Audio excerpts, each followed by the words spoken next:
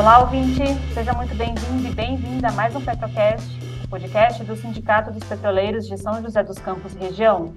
No programa de hoje, nós vamos falar sobre ideologia de gênero, linguagem neutra, bifobia e vários outros tipos de preconceito que seguem presentes na nossa sociedade.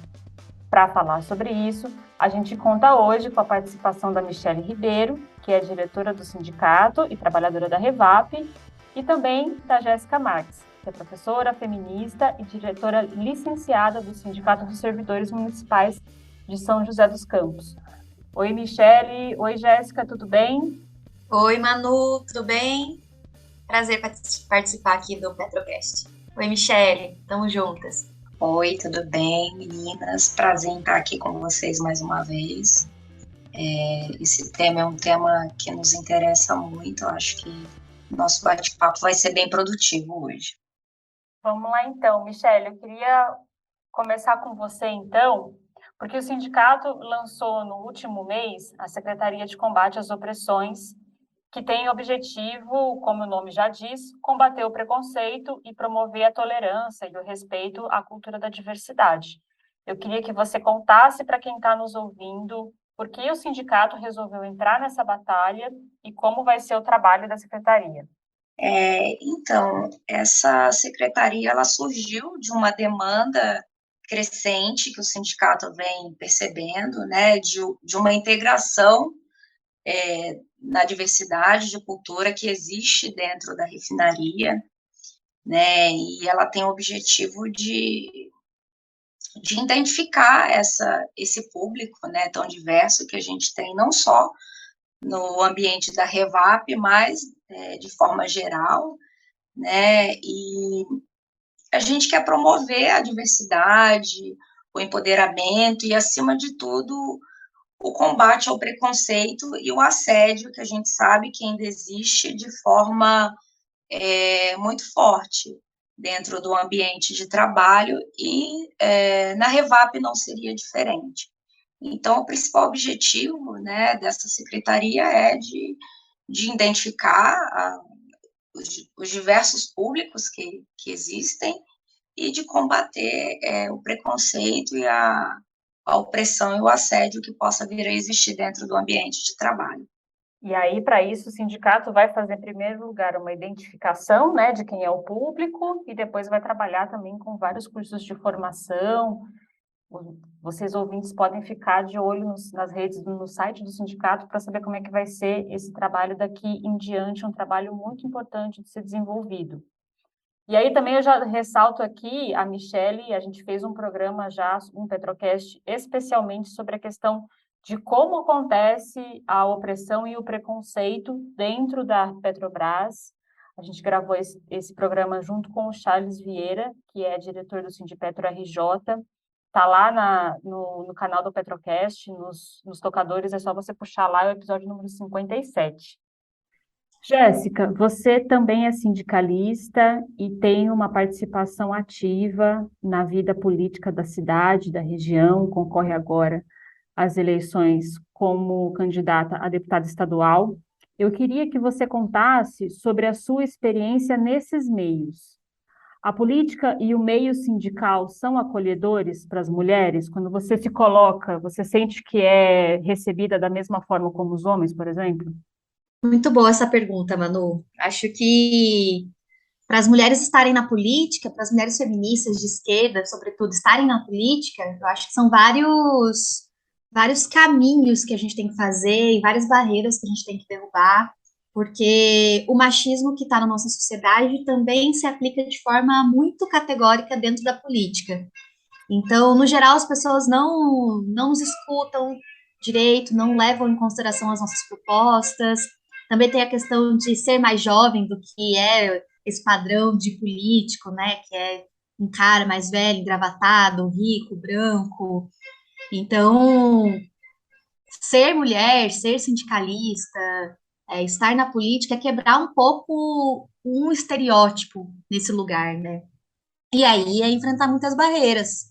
Desde, enfim, as pessoas não acreditarem que a gente é candidata, né? Quando você fala que você é candidata, nossa, mas tão jovem, como assim? Mas tem muitas barreiras que a gente quebra sendo mulher na política, né? No sindicato também, porque mesmo que o sindicato seja um espaço que se organiza para lutar em defesa de direitos, ainda assim, esse machismo todo que a gente enfrenta na sociedade também se reproduz dentro do sindicato. Por isso que eu acho que é interessante essa organização, né, da Secretaria de Opressões dentro dos sindicatos petroleiros, porque é uma maneira do sindicato e dos trabalhadores da Petrobras entrarem em contato com esse tema, né, entenderem que a luta contra as opressões também faz parte da luta contra a retirada de direitos dos patrões, dos governos, e é essa luta que eu tenho feito também dentro do Sindicato dos Servidores, né.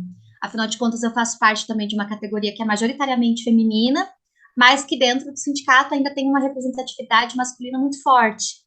Então, estar lá dentro do sindicato, sendo uma mulher feminista, é também fazer esse link, né, entre as lutas em defesa de direitos com as questões ligadas às opressões, porque elas não se misturam na realidade, né? Por exemplo, na pandemia a gente lutou para que as mulheres grávidas tivessem direito à licença para o trabalho remoto sem perder os vencimentos, né, com o salário. Foi uma luta muito grande e que aconteceu também porque várias mulheres sentiram confiança no sindicato, entraram em contato com o sindicato, também por conta da nossa situação, e a gente seguiu em frente com essa pauta. Mas talvez não fosse uma pauta que chamasse muita atenção se dentro do sindicato não tivesse essa percepção, né, do quanto as mulheres dentro dos locais de trabalho sofrem, além da questão da retirada de direitos, com as opressões, né? Então, acho que tem outro elemento, né? Que é o fato de que a gente vive numa cidade, numa região bastante conservadora. Isso faz toda a diferença quando você é mulher e está na política, porque o padrão que se tem aqui é de políticos que são eleitos pela extrema-direita, então, que falam sobre pautas que nós feministas abominamos e lutamos contra, né? Que defendem mais armamento, que defendem escolas sem partido, que defendem escolas sem ideologia de gênero, que são vários projetos que pretendem impor para a escola uma censura para que não se faça debates que são necessários para a gente combater a violência contra a mulher, para a gente combater o abuso sexual contra crianças e adolescentes, para a gente combater a LGBTfobia. Então, acho que também tem esse desafio, assim, né, de estar numa cidade onde as nossas pautas enquanto mulher, feminista, sindicalista, não são bem vistas por boa parte da população por conta dessa influência conservadora e fundamentalista religiosa, também militar, que tem muito forte aqui, né? A gente vai falar daqui a pouquinho um pouco mais sobre essa questão das pautas mais conservadoras. Antes, eu queria voltar com a Michelle para pedir que ela comentasse também um pouco sobre a perspectiva dela em relação ao sindicato. Porque aqui no Sindicato dos Petroleiros é uma novidade agora a Secretaria de Combate às Opressões, e no próprio meio sindical como um todo, essas pautas elas têm sido tratadas de forma mais sistemática mais recentemente, né? Os sindicatos, eles historicamente, eles cuidam mais das questões econômicas e da qualidade do trabalho, do meio de trabalho, enfim, e é mais recentemente que a gente vê os sindicatos tratando da questão das opressões. Michelle, eu pergunto para você, qual foi a gota d'água na sua vida dentro da refinaria que você falou assim, agora eu sinto que eu tenho que entrar para o sindicato e eu me sinto também confiante para entrar nesse meio sindical. Então, o que foi que você sofreu que fez você virar a chave e se sentir também confiante para fazer parte da diretoria do sindicato?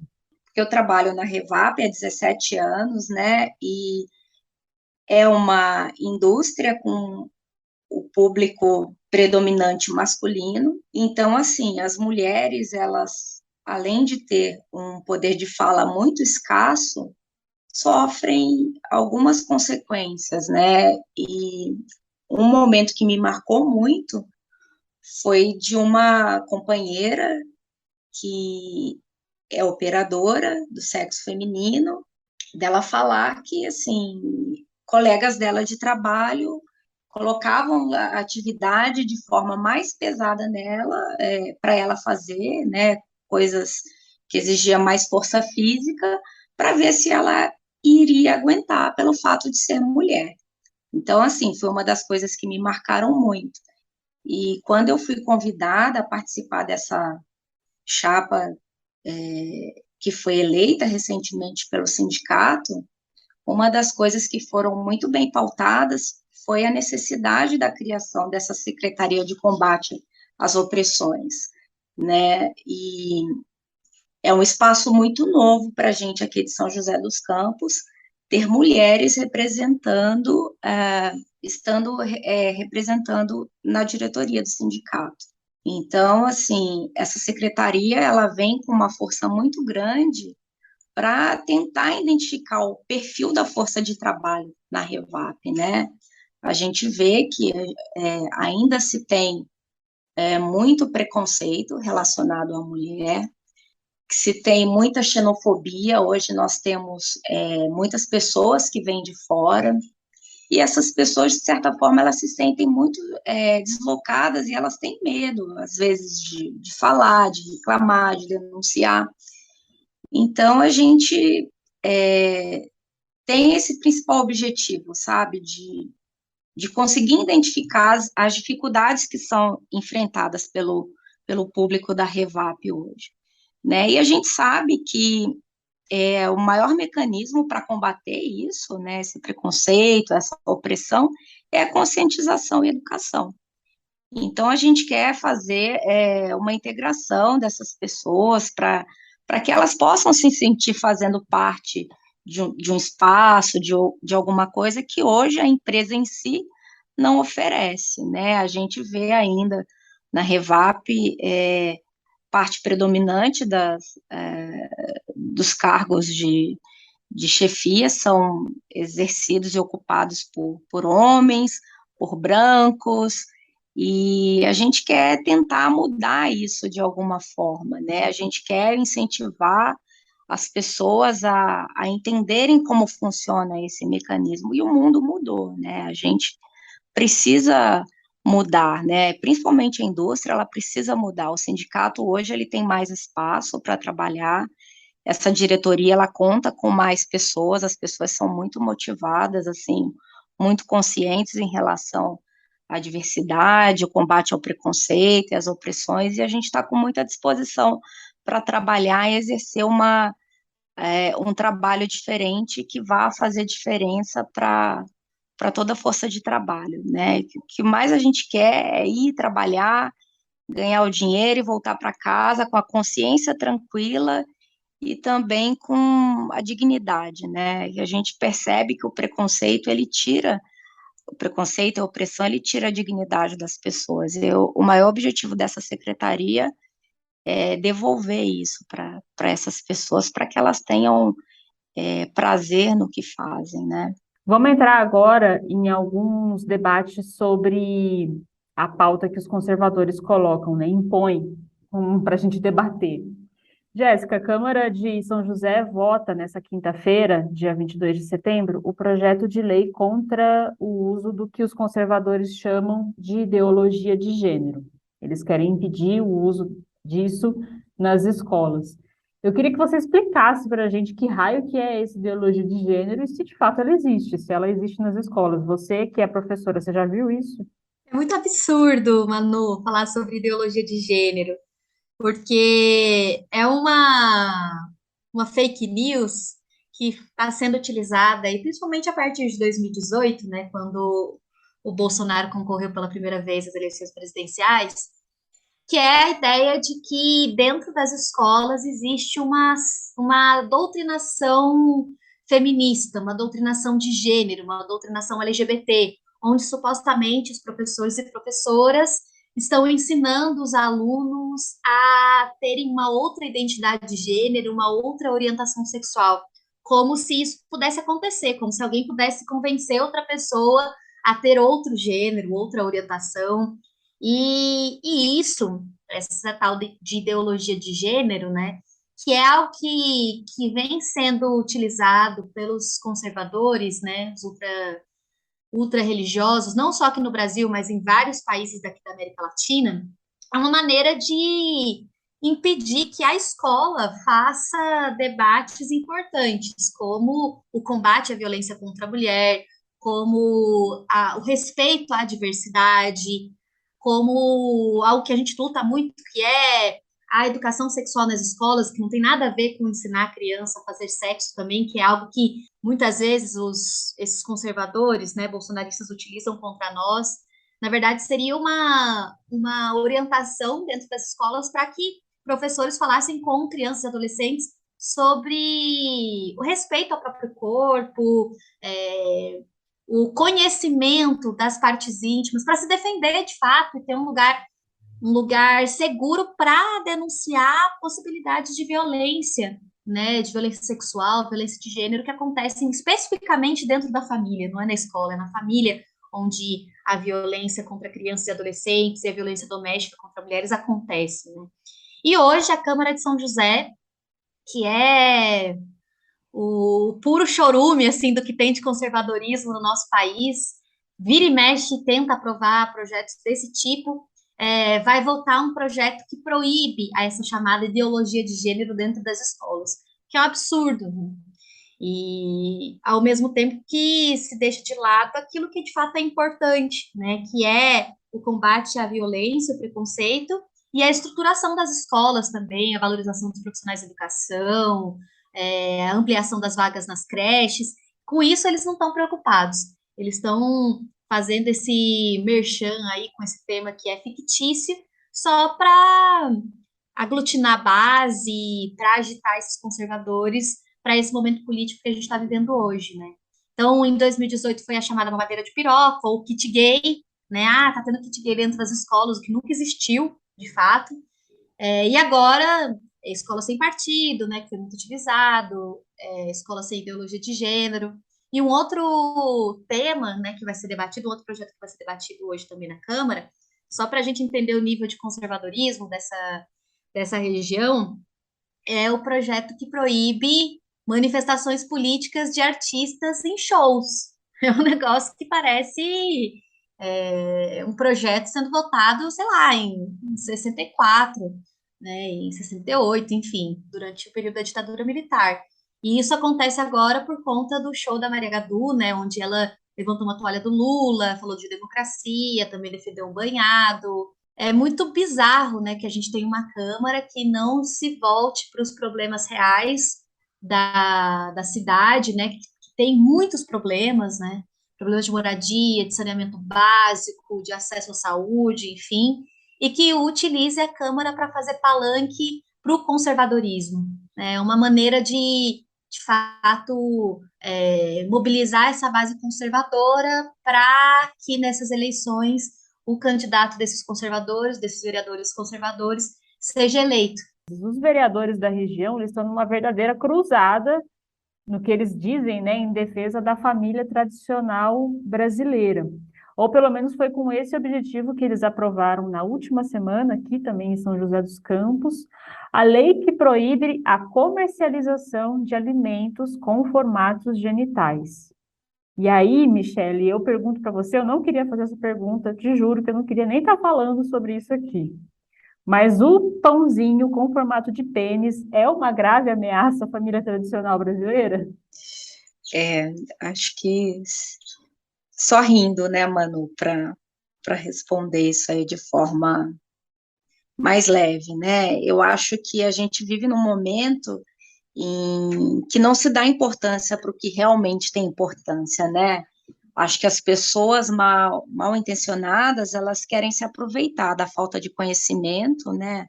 A falta de educação que, infelizmente, o nosso país atravessa, e alimentar o preconceito, alimentar a alienação. Eu acho que tem tantas coisas mais importantes que precisam ser pautadas e discutidas, né, como a fome de milhões de brasileiros, como a violência sexual mesmo, que acontece o tempo todo, né, às vezes até mesmo dentro do ambiente familiar, né, onde você era para ser acolhido e ter segurança, você não tem, você é assediado. Então, a opinião que eu tenho em relação a isso é que cada vez mais as pessoas vão utilizando de situações e coisas sem importância para, na verdade, mascarar o que deveria ser feito, né? O verdadeiro papel de uma figura política, de uma figura pública, que é lutar em função do bem-estar e da melhoria na qualidade de vida do indivíduo e do contribuinte, né? E eu nunca percebi isso, nunca parei para pensar, né? Eu acho que essas pessoas, elas têm talvez um problema que precisa ser tratado no psicólogo, né? Se você for qualquer coisa, qualquer objeto, qualquer alimento que você olhe, pode ser que tenha um formato de uma genitália, mas eu fico tentando pensar e imaginar o que uma lei dessa, né, o que um projeto de lei desse vai beneficiar para a população que realmente precisa da atuação dos políticos, né? E a gente percebe que parece uma onda, é uma doença, cada vez mais as pessoas invadindo a mídia através dessas notícias irrelevantes, desses projetos de leis irrelevantes, que só aumentam o preconceito, né? Só aumenta o preconceito, só aumenta a violência contra os homossexuais, contra os transexuais, e aumenta a ignorância, né? A gente percebe que de um tempo para cá, parece que teve um retrocesso muito grande em relação a isso, e a gente percebe o quanto as pessoas que precisam ser acolhidas sofrem preconceito e violência em relação a isso, e às vezes dentro do próprio ambiente familiar, né? Eu fico muito chateada, acho uma coisa lamentável, espero que consigamos mudar isso, né? Eu acho que a melhor forma de mudar isso é a educação, é combatendo o preconceito e levar esclarecimento para o maior número de pessoas possível, e eu acredito que isso só vai mudar quando a gente ter uma reviravolta nessa política atual que se encontra não só em São José dos Campos, como tomou conta do nosso país inteiro, né?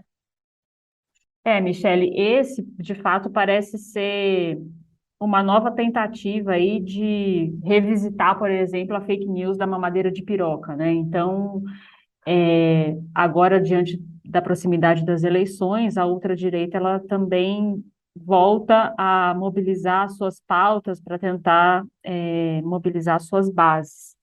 E aí, sempre que isso acontece, quem luta contra as opressões, contra as injustiças, é obrigado a se posicionar, né? É obrigado a ou tentar desfazer a fake news, ou tentar explicar que isso não existe, que não é assim. E muita gente às vezes vem falar assim: ah, gente, mas por que vocês ficam entrando nesse debate? Esse debate não leva a nada, vocês só estão dando palco para eles, elevando adiante esse discurso deles. Só que qual que é o problema? O problema é que se a gente não faz o debate correto, essas discussões elas têm implicações concretas na vida das pessoas. Então, tem implicações concretas na vida dos LGBTs, das mulheres, das crianças, implica em mais violência, e essa violência, às vezes, ela está escondida, a gente não vê. Jéssica, eu queria que você comentasse um pouco sobre isso. Isso que a ultradireita coloca como as suas pautas conservadoras, elas têm consequências diretas para a vida das pessoas, e esse debate, ele deve ser feito, correto? Perfeita colocação, Manu. Tenho pleno acordo. Esses debates, eles não são cortinas de fumaça, né? Como às vezes até a esquerda, né, diz sobre a questão da pauta dos costumes. E eu acho que a gente, enquanto feminista, de esquerda também, sindicalista, tem um papel de compreender que quando essas pautas viram projetos de leis, ou então simplesmente são repercutidas na mídia, utilizadas pela extrema-direita para animar as bases conservadoras, na verdade, elas empurram a sociedade toda para considerar as opressões como algo normal, né? Então, a gente viu desde o início do governo Bolsonaro, que a violência contra as LGBTs cresceu muito, que a violência contra as mulheres aumentou vertiginosamente, principalmente durante a pandemia, né, por conta do isolamento social e pela miséria também que produz mais violência de gênero, né? A gente viu a população negra caindo ainda mais num cenário de violência policial, de fome. Então, a questão das opressões, ela está totalmente ligada à questão da retirada de direitos. Né? Toda vez que se retira direitos, quando se aprova uma reforma da Previdência, uma reforma trabalhista, terceirização, teto dos gastos, tudo isso vai atingir alguns setores de forma mais contundente, né, de forma mais aprofundada, porque são esses setores que já são setores marginalizados, que já estão vivendo em condições críticas de vida, né, passando fome, vivendo nas periferias. Por isso que é importante a gente debater esses temas e responder toda vez que há um ataque nesse sentido, porque quando o Bolsonaro insulta uma jornalista, quando o Bolsonaro faz supostas piadas contra a população negra, a violência, ela aumenta, porque as pessoas se sentem autorizadas a reproduzirem esse tipo de comportamento, uma vez que o próprio presidente da República faz isso e não sofre nenhuma consequência. Né? Então, a política do Bolsonaro, ela é conservadora e ela é neoliberal, linkando esses dois projetos. Um projeto de retirada de direitos completa da nossa classe trabalhadora e, ao mesmo tempo, de superexploração dos setores que já são oprimidos. E é isso, quando a gente olha para a questão do trabalho, né, as mulheres, elas retrocederam 30 anos no período da pandemia, no que diz respeito ao acesso ao trabalho formal, e isso é parte de um projeto que diz que as mulheres precisam estar no subemprego, estar nas funções de cuidados, de reprodução social, né, que a gente chama dentro do feminismo, para garantir a desigualdade social e a manutenção dessa sociedade que a gente tem, que é extremamente precarizada, desigual, machista, enfim. Então, temos que bater nas duas questões de maneira muito forte, muito articulada, porque o capitalismo não se desvincula das opressões. Na verdade, ele necessita das opressões para seguir existindo, para explorar e oprimir todos nós. É isso aí, e é por isso que o Sindicato dos Petroleiros vai aprofundar essa luta agora, porque a luta contra a opressão, ela tem que caminhar junto também da luta contra a exploração, esse sistema que a gente vive. Jéssica, Michele, agradeço demais a participação de vocês aqui no Petrocast, e os microfones seguem abertos para vocês sempre que quiserem participar. Obrigada, Michele, obrigada, Manu, agradeço muito a participação. Fico feliz de ter esse espaço aberto para falar sobre a nossa luta, né, que muitas vezes não tem espaço, não tem voz em outros lugares aqui da cidade, mas acho que a gente vai avançar muito e o sindicato está no rumo certo do debate das opressões e no enfrentamento também à exploração. Eu agradeço, meninas, foi muito legal o bate-papo. Queria aproveitar para convidar todos os petroleiros aí para responderem em breve o censo de diversidade que vai ser colocado aí como pesquisa de base inicial do trabalho da Secretaria de Opressões, né? Queria convidá-los a votar conscientemente no dia da eleição. Aí a gente precisa, né, de ter uma reviravolta na nossa política em função de melhoria da nossa situação atual, que não está fácil, né? A gente sabe que o nosso país tem atravessado por um momento muito difícil de retrocesso. E obrigada, Manu. Espero que a gente possa conversar melhor mais vezes aí. Foi um prazer participar com vocês.